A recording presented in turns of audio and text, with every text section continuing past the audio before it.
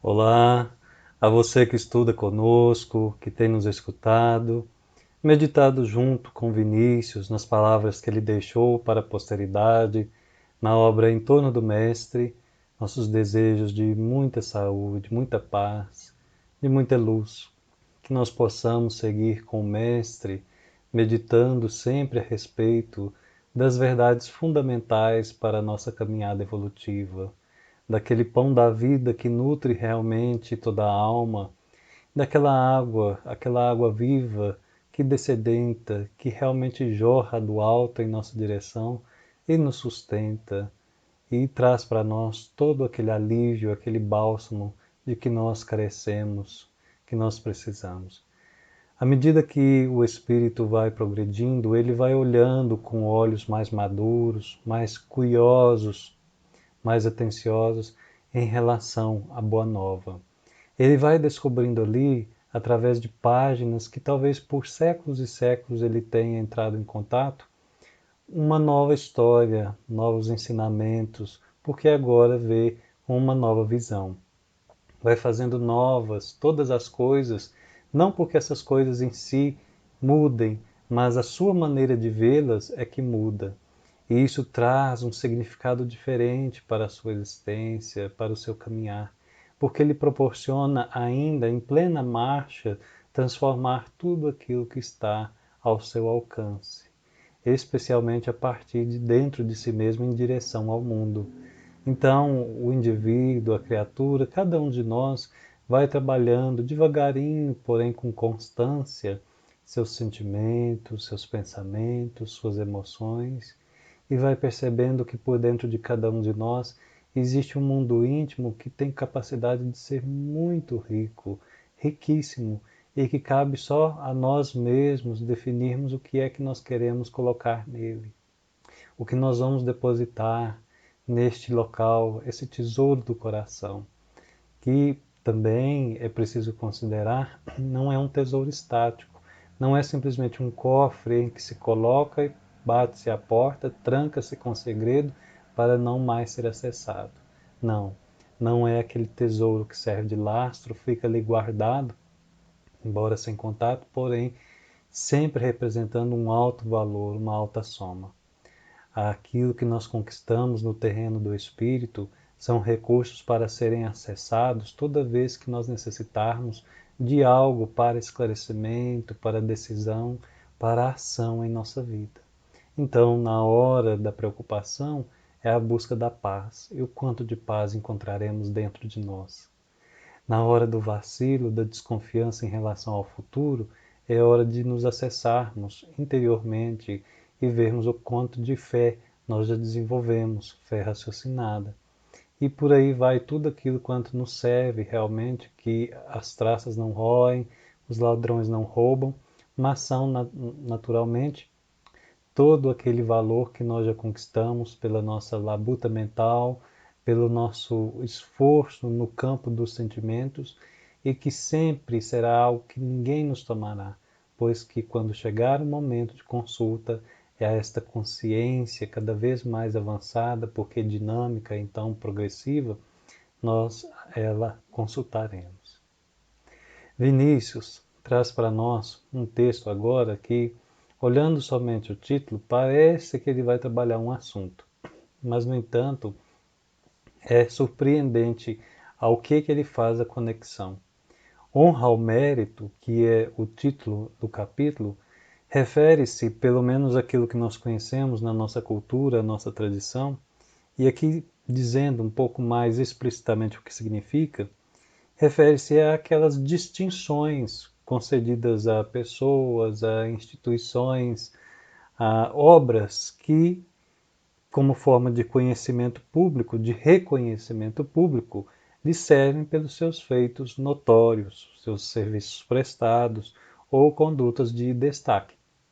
Então, acaba que quando nós falamos honra ao mérito, inicialmente nos vem a imagem na mente de uma homenagem, mas uma homenagem justa, uma homenagem de consideração pelo valor daquilo que a pessoa tem sido em prol da sociedade ou de uma obra que ela mesma ergueu ou tem dirigido e essa obra o que ela representa para o ambiente social na qual ela está inserida. Então pode ser uma pessoa, pode ser uma organização, pode ser um grupo, uma equipe, enfim, que faz algo que chega ao ponto de receber uma homenagem que se celebra o que ela fez por merecer.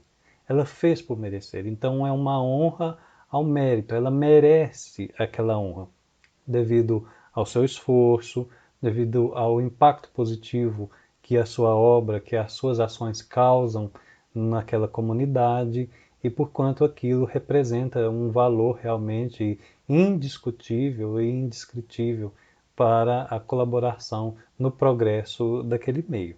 Então, é assim que nós temos conhecido honra ao mérito, que vem em forma de diplomas, de menções, de destaques, de diplomas, o que faz com que receba da sociedade aquela homenagem, desde aplausos até mesmo uma festa ou a homenagem em que ela fica gravada para a história por aquilo que fez em clima de prestação positiva para o ambiente em que ela se encontra. Mas quando Vinícius começa a trabalhar o texto conosco, nós ficamos até inicialmente, por superfície, confusos, porque à medida que a gente vai meditando com ele, nós falamos: opa, peraí, mas Vinícius está trabalhando conosco a respeito da morte. Como assim honra ao mérito e morte? No final, nós entenderemos muito bem, mais claro do que tudo, por que ele deu este nome a este capítulo e porque o cerne do capítulo é a respeito da morte. Mas aqui cabe para nós um parêntese como lembrança. Primeiro que o nosso estudo é um estudo dirigido a partir de uma obra específica da qual nós temos que respeitar as ideias do autor. Então, o que a gente faz como subsídio às ideias do autor é conectá-las com o Evangelho, com a Boa Nova, que nós consideramos como a maior e melhor cartilha já que o ser humano teve acesso a essa terra, por conta que é proveniente dos ditos e dos feitos do espírito mais puro, que por aqui passou, e pela transformação moral, espiritual de todos aqueles que o decidiram seguir naquelas primeiras horas. Então, nós buscamos sempre fazer essa coerência evangélica, né? Trazer essa harmonia com o Evangelho, também com a doutrina espírita, é claro, muito óbvio, a partir da codificação, da revista espírita, das obras kardecianas, e também de obras subsidiárias, as quais nós recordamos e consideramos fidedignas, porque então servem para nós até como clima de ilustração sobre aquilo que nós temos estudado.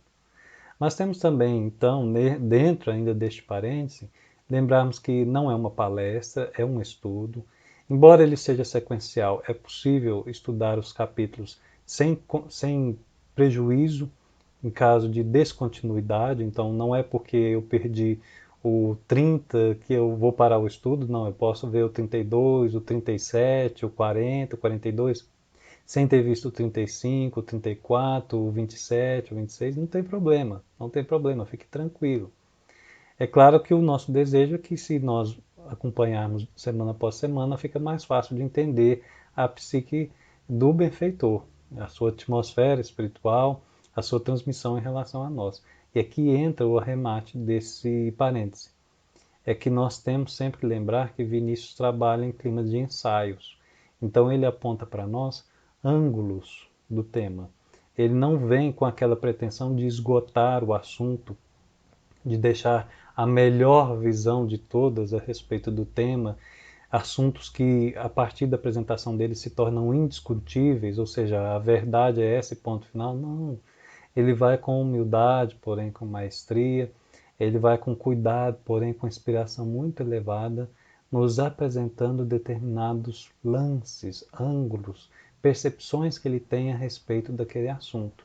E a gente percebe que essas percepções são realmente sempre muito novas, embora a obra tenha praticamente um século, quase já completando, que essas reflexões são elevadas, então consideramos a captação do alto no momento da escrita, tanto da própria alma dele mesmo enquanto espírito imortal, pelo progresso que já apresentava já naquela época, como também, certamente, da sua equipe espiritual que junto com ele trabalhava. Por que tudo isso que nós estamos colocando em tema de parênteses? Porque a maneira como ele apresenta a morte para nós, aqui, não é nem a primeira nem a última. Como quem tem acompanhado conosco já pôde perceber, em outros momentos também nós já meditamos a respeito da morte com Vinícius. E vamos ainda vê-la outras vezes. A questão é que aqui é sui generis. É muito interessante a maneira como ele a aborda aqui neste texto. E é justamente nisso que nós vamos começar na introdução de sua apresentação. Por quê? Basicamente, o texto que ele intitula Honra ao Mérito, esse capítulo, esse ensaio, ele destaca, na verdade, uma reflexão profunda, e esses são sempre profundos os textos de Vinícius, mas neste caso é uma reflexão profunda sobre a natureza da morte. É como que ele fizesse uma diagnose da natureza da morte, especialmente colocando no centro dessas reflexões uma característica que é marcante na morte, praticamente é fundamental, é uma característica dela, quase de mais nada, que é a sua imparcialidade absoluta. E começam-se então as nossas conexões mentais, as nossas reflexões em cima disso, porque Vinícius vai sempre repetir e reforçar essa característica da morte, a sua imparcialidade absoluta. A grosso modo, nós diríamos que a morte ela é muito democrática, porque cada um de nós terá a sua. Então ela não escolhe quem, ou quando, ou como. Somos nós que muitas vezes escolhemos, através inclusive da escolha das nossas provas, o gênero que nós padeceremos. Mas isso também não pode ser colocado como uma regra que não se discute, algo como uma regra pétrea.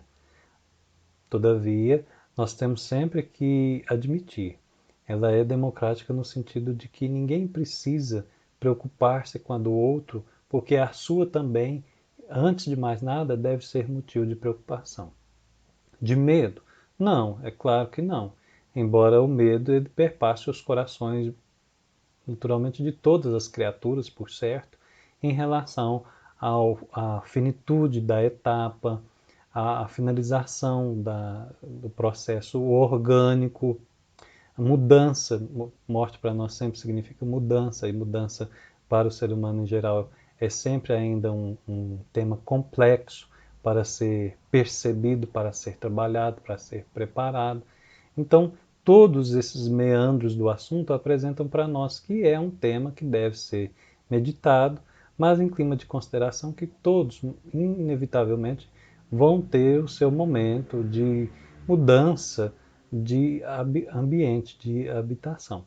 Quando então nós regressaremos para o mundo espiritual e a vida futura também diz muito em relação ao modo como nós nos comportamos, porque, embora não mais acreditando num céu e inferno físicos, temos aqueles panoramas do plano espiritual que são por fora aquilo que a mente apresenta por dentro, e estes climas mentais, esses estados conscienciais vão representando realmente, desde já, se a criatura se colocar disposta à reflexão, para averiguar se já encontra dentro de si o quanto de céu e o quanto de inferno na sua evolução.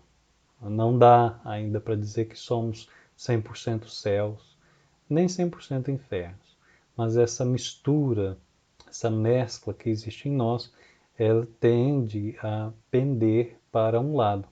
E esse lado, é claro, pelo menos em nossas buscas, tem sido a busca do reino de Deus, a busca do céu em nós, enquanto consciência tranquila, confiante do cumprimento de seus deveres e sempre, é claro, em clima de perfectibilidade, reconhecendo as suas próprias limitações. Olha só como Vinícius começa o texto. Ele diz assim: morreu o mendigo Lázaro e morreu também o rico que se vestia de púrpura e linho. Diz Jesus em uma de suas admiráveis parábolas. Inclusive, nós aqui fazemos um destaque que nós temos um estudo exclusivamente a respeito dessa parábola do rico de Lázaro e o rico e o Lázaro, enfim, vale a pena voltar e reassisti-la, talvez para entender melhor alguns conceitos que aqui estão apresentados, rememorar aqueles que nós estudamos, as conexões que nós fizemos, mas acima de tudo as palavras de Vinícius, que são palavras de interpretação da Boa Nova do Evangelho. Então, ele começa lembrando para nós que existe a parábola de Lázaro e o rico, e Jesus foi quem a disse um dia, deixando para nós, para a posteridade, esse legado, essa admirável lição a partir daquela fala. Quanta filosofia, diz ele, vai nessa frase simples e singela. Morrem os mendigos cobertos de andrajos e morrem os ricos que envergam púrpura e linho finíssimo. Então, ele já começa a provocar-nos, naquela provocação sadia, claro, de estimulação do pensamento. Ele convida a gente a analisar, talvez aquilo que nós vemos diariamente e até então não tem nos servido de base para determinados pensamentos em relação da vida maior. Então, tanto aquele que talvez durma em cima de um papelão, quanto aquele que durma em cima dos melhores fios de linho, fios talvez até com ouro, todos dois, mais cedo ou mais tarde, vão morrer.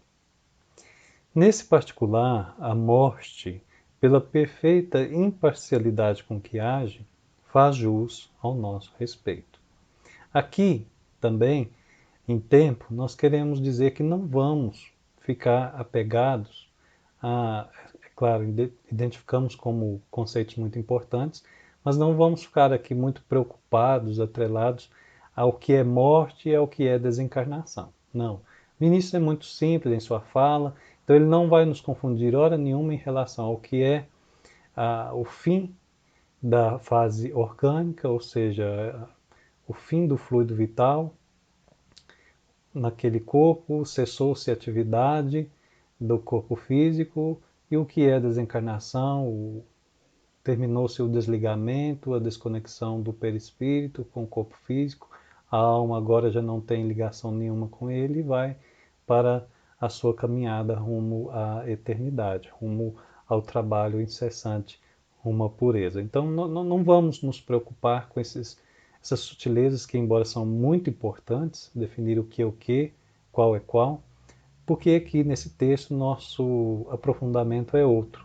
É a respeito dessa filosofia moral que ele traz sobre essa figura da morte. Por exemplo, fica muito claro que já nesse ponto, mal terminamos o primeiro parágrafo, que ele nos apresenta a morte como uma niveladora social. Uma niveladora social.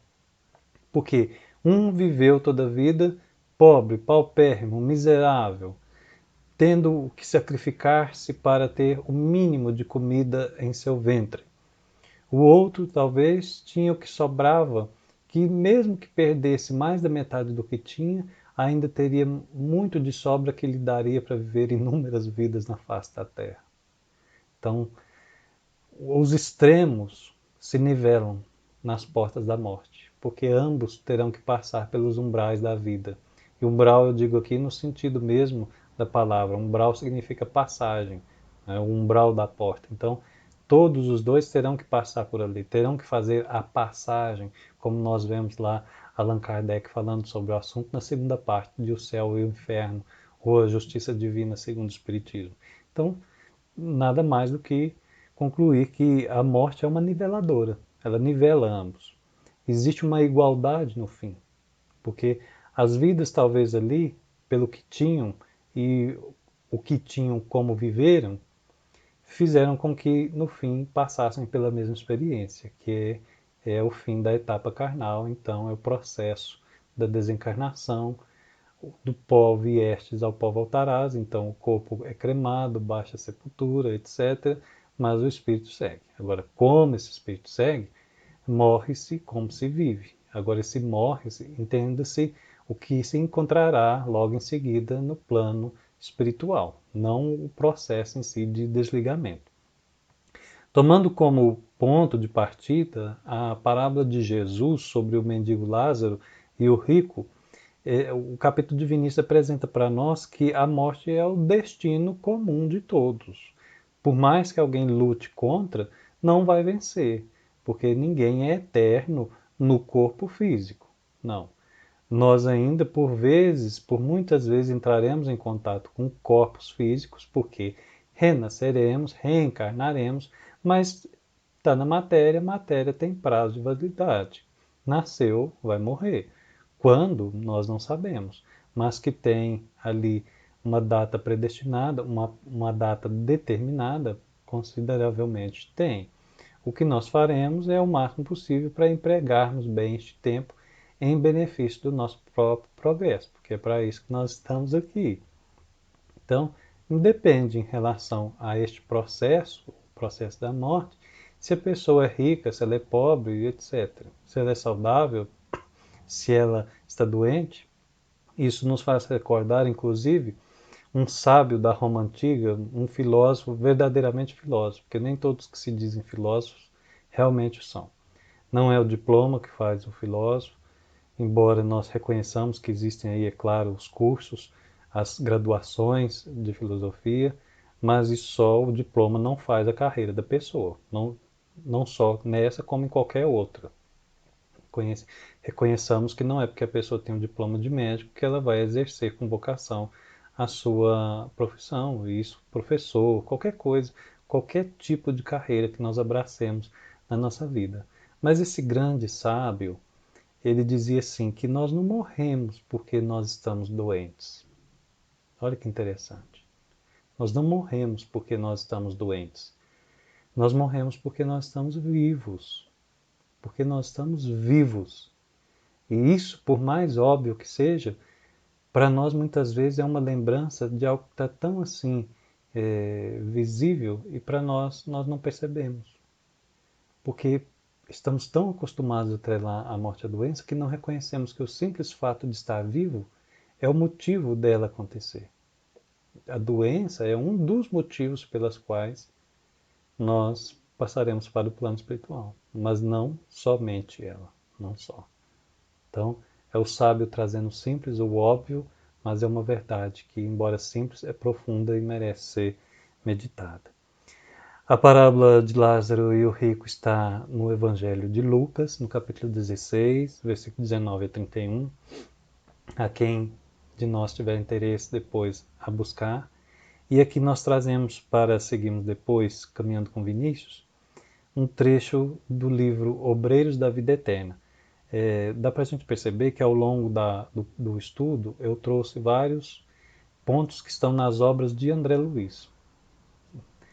Porque, é claro, ali nós temos as melhores revelações ou ilustrações a respeito da vida no mundo espiritual. É toda uma série muito bem feita, completa, tanto do ponto da captação mediúnica, quanto do ponto de revelação, da coerência com a obra kardeciana. Então, em Obreiros da Vida Eterna, lá no capítulo 8, Treva e Sofrimento, o instrutor Hipólito explica que muitos de nós somos como o rico dessa parábola. O rico, não o Lázaro, que era o qual nós deveríamos nos mirar.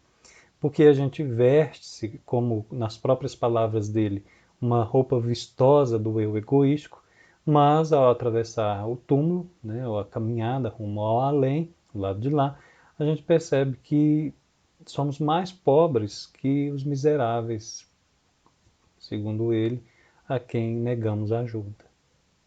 Então, ele vai dizer assim, qual de nós não terá sido na crosta do mundo aquele rico vestido de púrpura e linho finíssimo do ensinamento do Mestre? Exibimos a roupa vistosa e brilhante do eu egoístico, ferindo a observação de nossos semelhantes e vivendo o bendito ensejo da permanência nos círculos canais, regalada e esplendidamente. Todos nós que nos associamos nesta paisagem de dor, tivemos em derredor mendigos de afetos, e aqui ele amplia para nós o clima da mendicância, não só da moeda que sobra na carteira, não só da comida que sobra na panela, muito mais que isso. Diz ele, mendigos de afeto e socorro espiritual, mostrando-nos em vão as chagas de suas necessidades.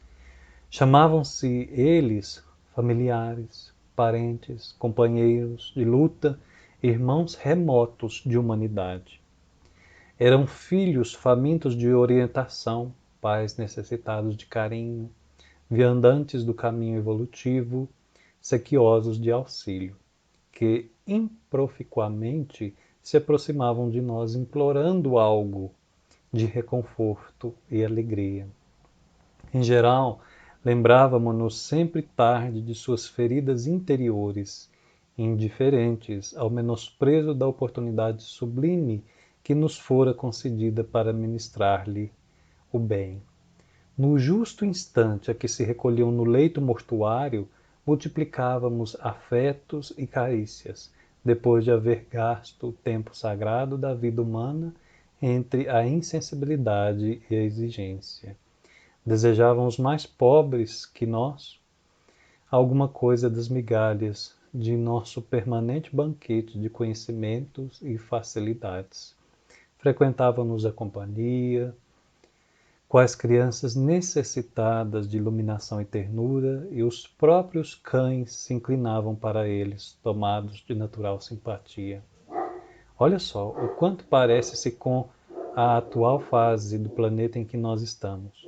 E os próprios cães se inclinavam para eles, tomados de natural simpatia. Quantos nossos pets têm nos ensinado em relação sobre assuntos de humanidade. É incrível. Isso é indiscutível.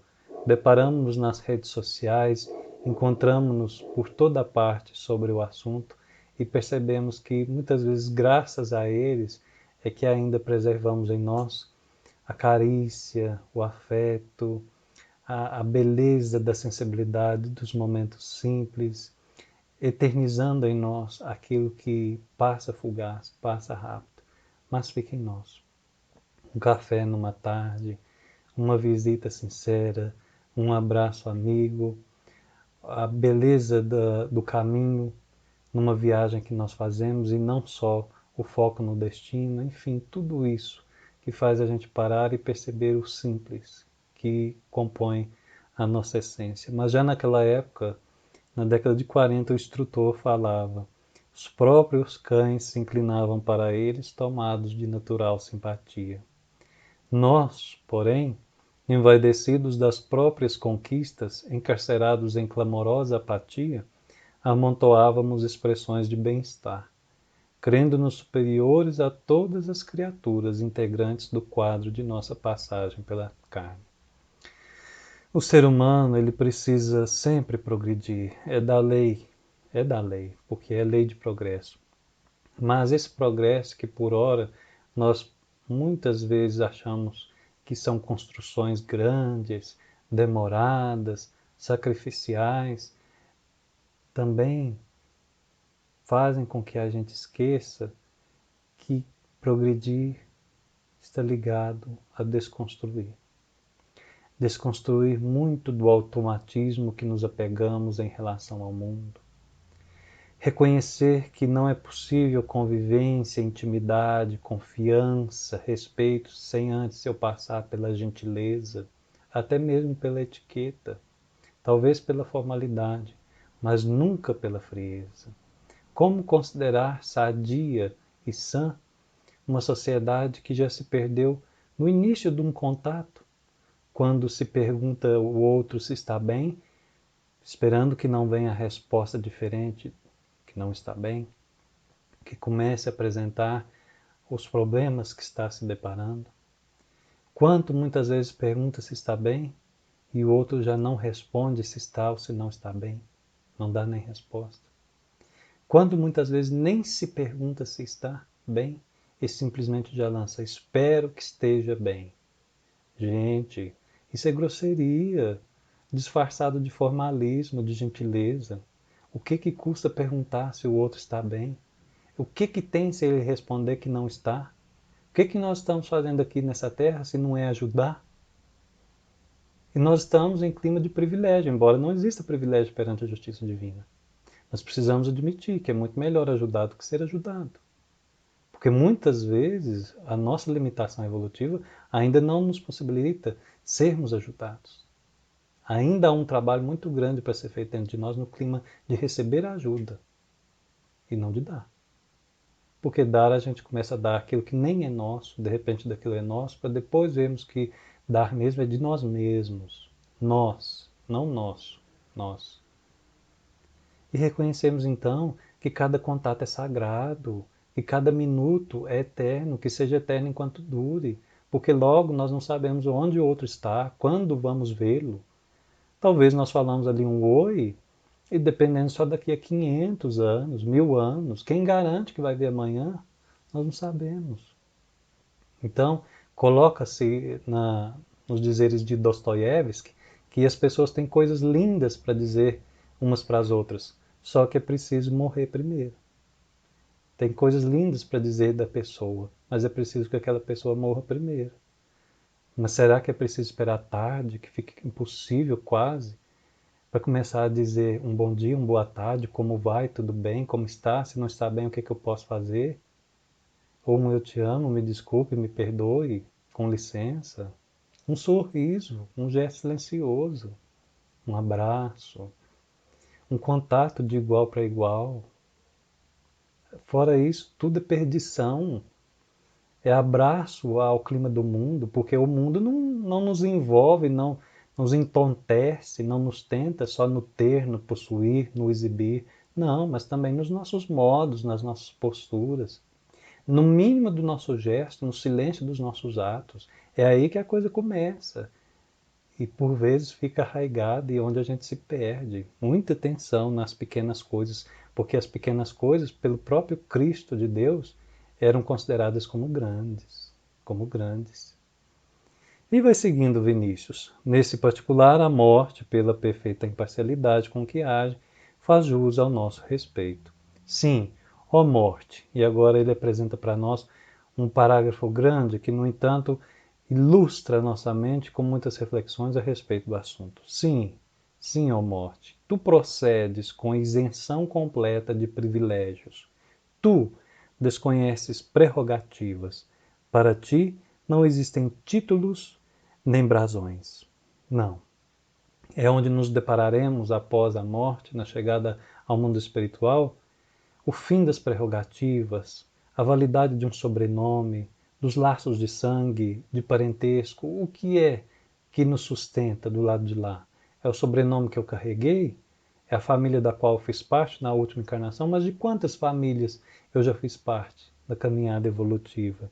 É o sangue que eu possuía, o tal sangue azul, mas todo sangue é vermelho. E o espírito tem sangue? Se tem, o que significa isso? O que nos sustenta, o que nos segura, o que nos apresenta como carteira de identidade, do lado de lá, é o que nós somos, o que nós temos feito de nós até agora. Porque de lá não dá para usar a persona, a máscara, que de cá a gente usa displicentemente. Nenhum respeito humano, diz Vinícius, nenhuma distinção logra suster teu braço no manejo do alfange fatal que impunhas. Penetras a choupana do pobre, os cortiços da escumalha social, a mansarda infecta dos miseráveis, e invades com o mesmo desdém os elegantes vilinos, os solares opulentos, os palácios suntuosos. Lembram-se de todos os reis, imperadores, rainhas, tiranos, ditadores, todos que já passaram por essa terra governando, conquistando o mundo, dominando nações inteiras, escravizando várias outras, gerando guerras e extermínios, a outras sim trazendo opulência, riqueza, desenvolvimento. Todos esses, lembram-se, todos os seus corpos já viraram pó, todos. E suas almas, onde estão? Talvez, já mais à frente, mas agora nós aqui falamos, tempo que se encontra no passado, voltaram como aqueles próprios escravos que produziram, aquelas próprias vítimas de guerra que geraram, aqueles esfomeados por conta deles mesmos, de sua administração. As coisas mudam muito na caminhada do mecanismo reencarnatório. Mudam por demais. Mas antes tem algo. Este algo se chama morte. As escadarias de mármore da Carrara, os tapetes da Pérsia, diz Vinícius, as passadeiras aveludadas não conseguem embargar teus passos. Altiva e desdenhosa, pisas a enxerga úmida e pútrida, como as mais finas tapeçarias do Oriente. Olhas com a mesma indiferença os candelabros, os lustres de cristal e prata cinzelada, como a fuligem que balouça em pingentes disformes dos telhados denegridos. Afastas os reposteiros e cortinas com a mesma sem cerimônia com que o fazes as teias de aranha. Não te impressionas com a pobreza nem com a riqueza. Então, a morte é indiferente às condições materiais e humanas, a condições, como a gente está vendo aqui na fala de Vinícius, de habitat físico, de ambiente, do espaço físico em que nós estamos. Ela pode pegar a pessoa deitada na cama mais luxuosa do país mais rico do mundo, ela pode encontrar ela em alto mar, no ar, na estrada, debaixo da ponte, dormindo debaixo de uma marquise, com sol, com chuva, com noite fria. E qualquer um desses pode ser nós, não sabemos.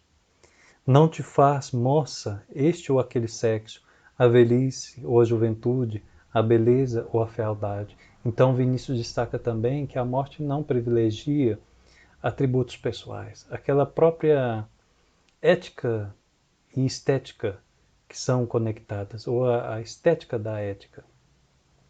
Aquela questão provocativa em que a pessoa vê a barata e extermina a barata. É um inseto. Mas vê a borboleta e não extermina a borboleta. Por quê? Porque a uma ela considera feia e a outra ela considera bonita. Há uma estética aí que faz balançar a sua ética no momento de decisão do extermínio. Atributos pessoais. A morte não tem isso. A estética para ela é nada. Chegou o momento, é hora de voltar para a nossa verdadeira casa. Independente se é homem, se é mulher, se é novo, se é velho, se é sadio, se é doente, se é belo, se é feio. Não interessa. Não te perturbas com a sabedoria, nem com a ignorância, com a virtude, nem com o vício.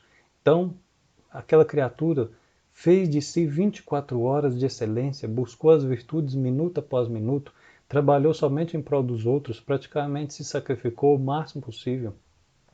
E aquele outro passou sentado numa saúde perfeita que nunca conheceu o leito de hospital, não gripava, não adoecia, nem resfriado de leve, mas nunca moveu uma palha em benefício sequer de seu vizinho.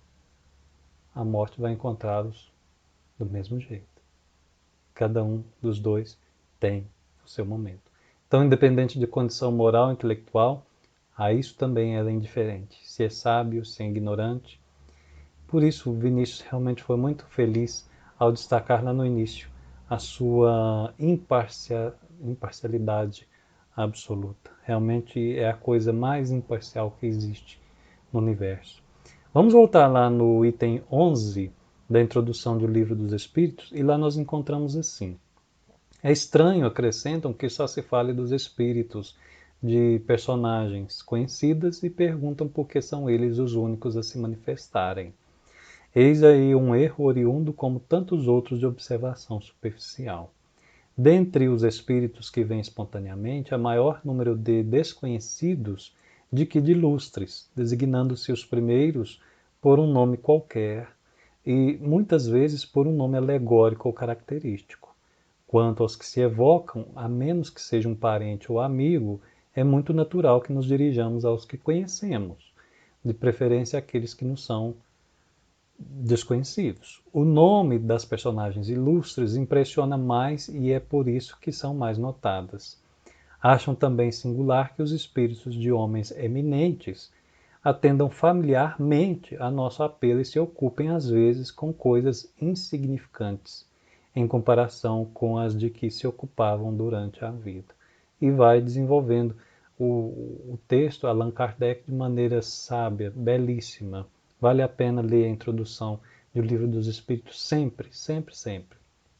Até porque é livro nosso de cabeceira, de estudo contínuo. Mas veja só, o nome. Várias vezes aqui Kardec destacou o nome. A popularidade do nome, o conhecimento do nome, o status que esse nome agora carrega. Mas, do lado de lá, é o nome que nos sustenta? O nome nosso vale alguma coisa nas portas da morte? Pela morte em si só, não. Pelo processo, não. É claro que os nossos atos, sim. A nossa postura, a nossa conduta íntima e externa, porque é preciso haver aí, por óbvio, uma coerência, senão nós estaremos em conflito.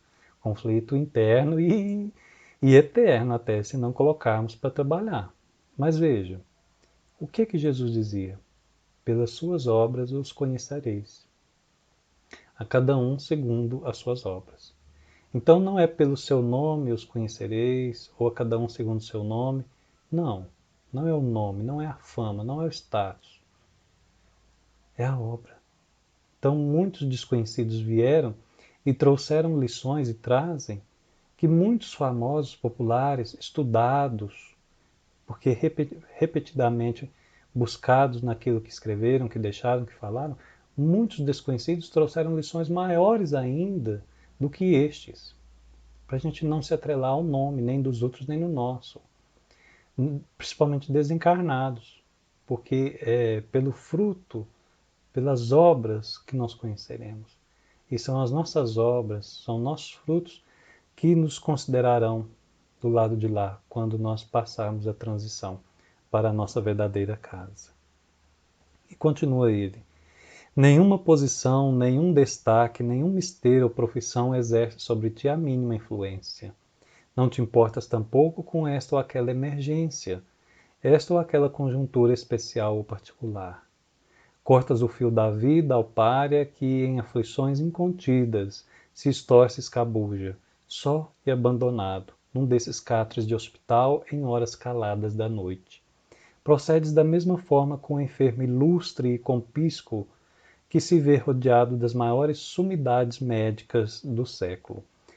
Gasta-se tanto dinheiro, luta-se tanto pela saúde, com todos os recursos que possui, mas não dá. A morte é inevitável. Então existe aqui uma necessidade de desapego emocional e circunstancial. Não é claro em abnegar da vida totalmente, porque a vida é sempre vida e é nela que está a nossa atenção, mas é preciso considerar que a morte sim tem esse desapego. Tem sim. O próprio André Luiz, no seu relato em Nosso Lar, destaca muito bem isso. Que ele mesmo, no conceito dele, não era um criminoso, não se via um criminoso. Mas ele admite que a filosofia do imediatismo havia lhe absorvido enquanto encarnado nessa terra.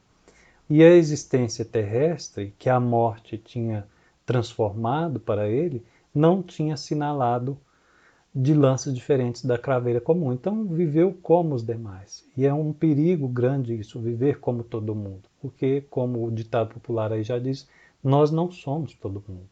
Porque na hora nossa é nós. É a nossa hora, é eu. E aí? Como é que nós faremos? É os recursos que nós carregamos. Então isso não é para alardear, não é para preocupar, não é para desesperar, porque o próprio medo da morte faz mal, não faz bem, embora seja praticamente o maior medo da humanidade. Mas vamos lá, no céu e o inferno, meditar naqueles primeiros capítulos da obra de Kardec, meditar em toda a obra de Kardec, meditar naquelas obras científicas de pesquisadores sérios que nem foram, nem são espíritas, mas trouxeram, coadunam conosco tudo aquilo que nós acreditamos e é possível ser provado, por experiências de quase morte, por contatos mediúnicos pesquisados de forma séria, imparcial, para realmente percebermos que é assim que se dá. É assim que se dá. A ti não se te dá, ao ceifares uma existência, que a vítima tombe, exânime sem haver alguém que a ampare na rudeza da queda, ou que ela repouse em mil braços amigos e afetuosos. Não queres saber se tua ação vai dilacerar corações, provocar torrentes de lágrimas, ou se vai passar despercebida. És invariavelmente a mesma diante de todos os acontecimentos.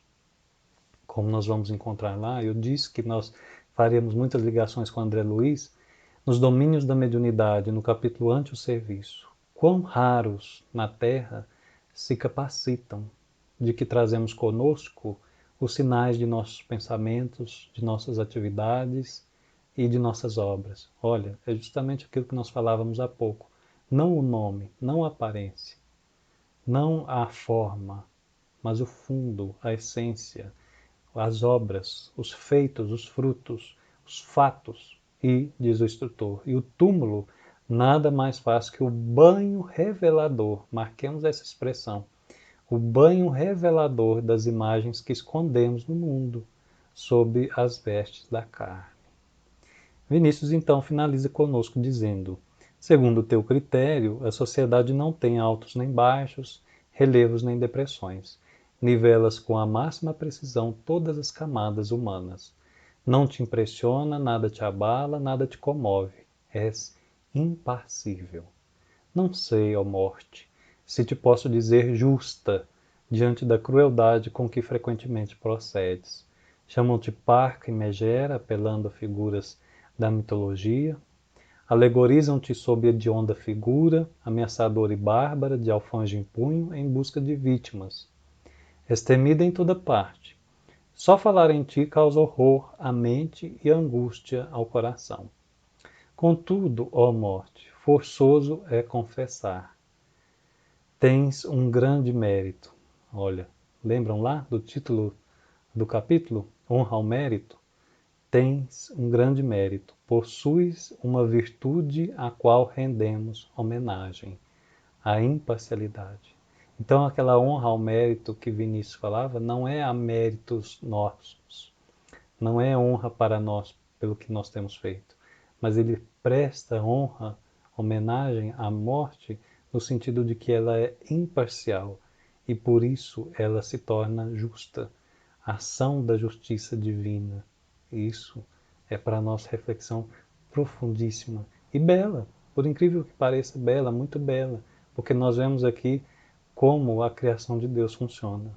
E diz ele então por fim: honra, pois, ó morte, a tua imparcialidade. Amigo, amiga, até nos depararmos com ela, e só Deus sabe quando, que nós cuidemos da vida. Se nós nos preocuparmos só com a morte, nós não vivemos a vida. Mas se nós cuidarmos bem da vida, a morte não nos surpreenderá. Um abraço. Que Jesus nos abençoe, hoje e sempre.